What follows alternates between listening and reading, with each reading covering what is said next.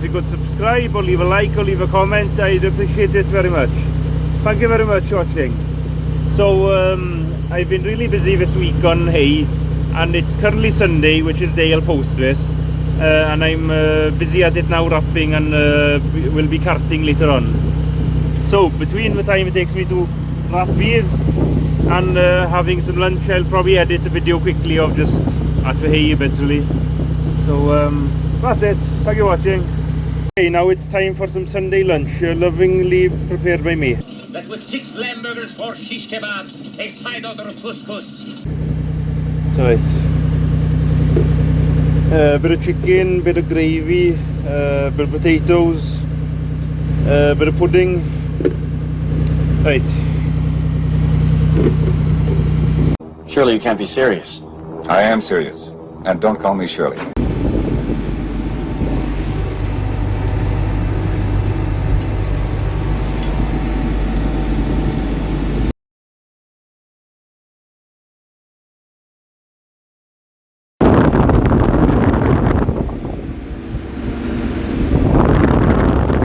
So the last field now, nice and flat, 2-wheel drive, high box, and on the bell, just leave them out where you want.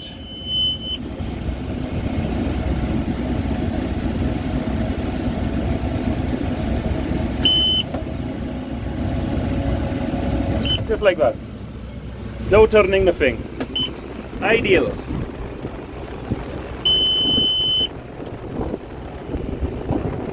Good thing with hay now. See, the rollers are absolutely spotless. Bit of shame that we have another field to do, or I could just spray this oil and put it away for winter. No scraping, nothing.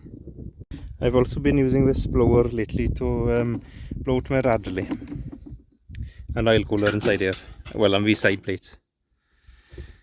Bit of dust, bit of hay going on. Just a few of 146 bales done today. Not quite my record, but a fair go of it anyway. Okay. This is every trailed rapper's arch nemesis, a bale that's close to a hedge. So I'll show a video one I prepared earlier, how I did it. Okay.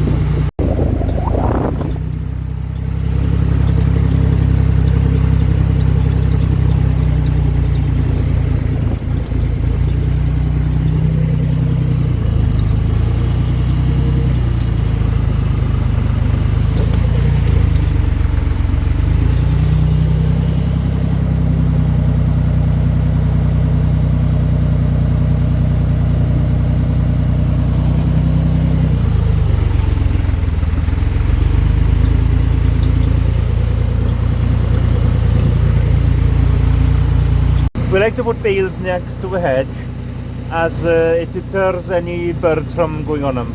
It doesn't stop all of them, but it does deter most of them. And I think it's due to them thinking it will be a predator in the hedge hiding for them. Like, you know, a kite or a buzzard sort of thing, you know. So that's it.